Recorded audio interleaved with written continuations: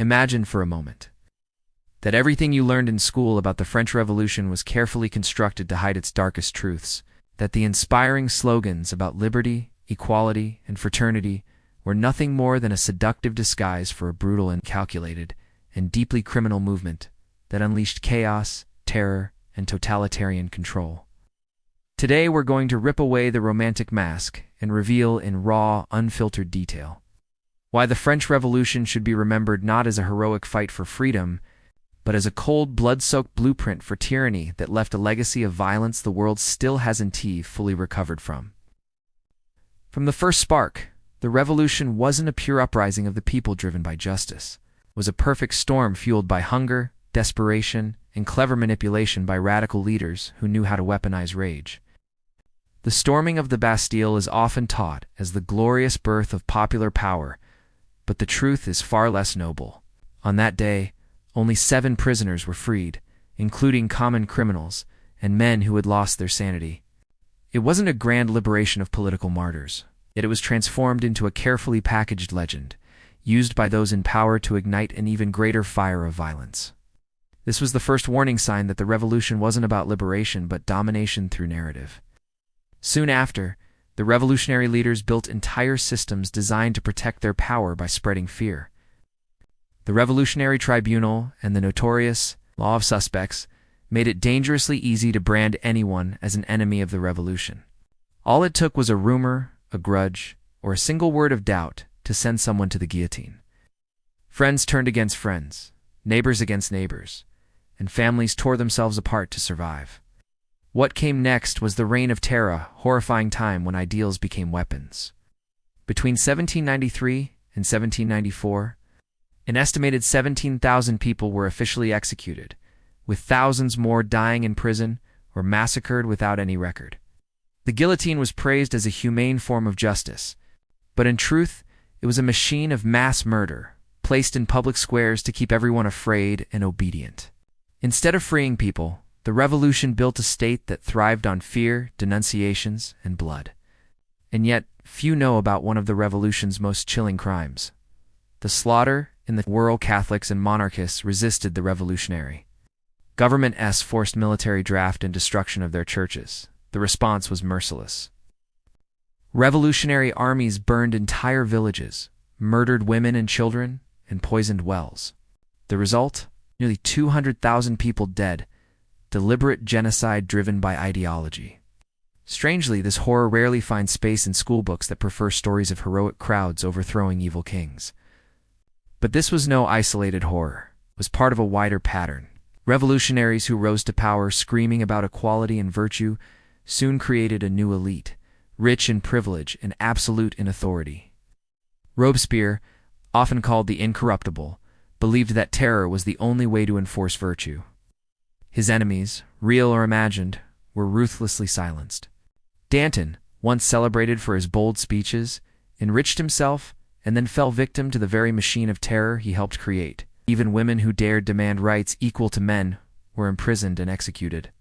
The revolution promised liberation, but it gave the people new masters more ruthless than the old. Economic disaster followed. The revolutionary government printed assignats paper money backed by confiscated church lands in uncontrolled amounts, leading to catastrophic hyperinflation. Ow. Bread prices soared until even the poorest couldn't afford a loaf. Riots exploded, but those who complained were labeled counter-revolutionaries and sometimes executed. The revolution, sold as salvation for the hungry, ended up starving the very people it claimed to save. And while ordinary citizens suffered, the revolution's leaders grew rich from corruption and bribes. Officials took church treasures, sold off noble estates, and lined their own pockets.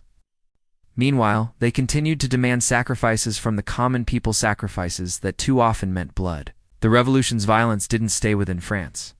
Driven by revolutionary zeal and a desire for conquest, France launched wars across Europe.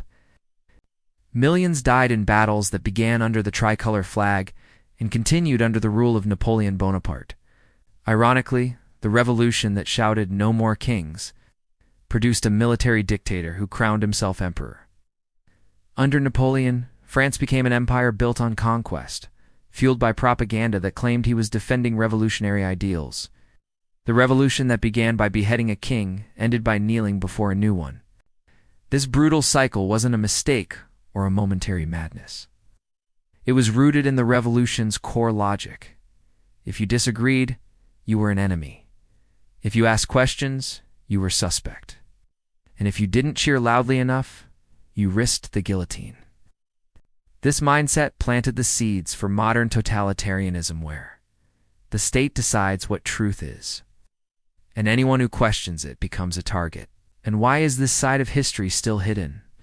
Because every ideology needs myths to survive. The French Revolution's myth was the heroic people rising to destroy tyranny. But the truth was darker. Ordinary people were used as tools by ambitious men. And those who suffered most weren't kings and aristocrats, but peasants, workers, women, and even children. Even the supposed heroes had blood on their hands. Robespierre, who spoke endlessly about virtue, justified mass murder. Danton, the man of the people, used revolution to make himself wealthy. Marat, whose words dripped with venom, demanded the heads of anyone who dared to disagree. These weren't champions of freedom, they were architects of terror. And yet, in textbooks, the slogans liberty, equality, fraternity shine brightly, while the rivers of blood they justified are quietly downplayed. The guillotine becomes a symbol of swift justice instead of what it truly was, a tool of terror used to silence millions. Even Maria Antoinette, turned into a symbol of arrogance, was never proven to have uttered "let them eat cake." The phrase existed decades earlier and was likely falsely attributed to her. But it served the revolutionary cause.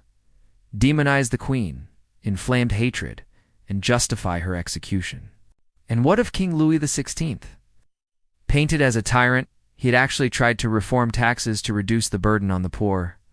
His resistance wasn't always to protect himself, but to balance competing pressures from nobles who feared losing their privileges.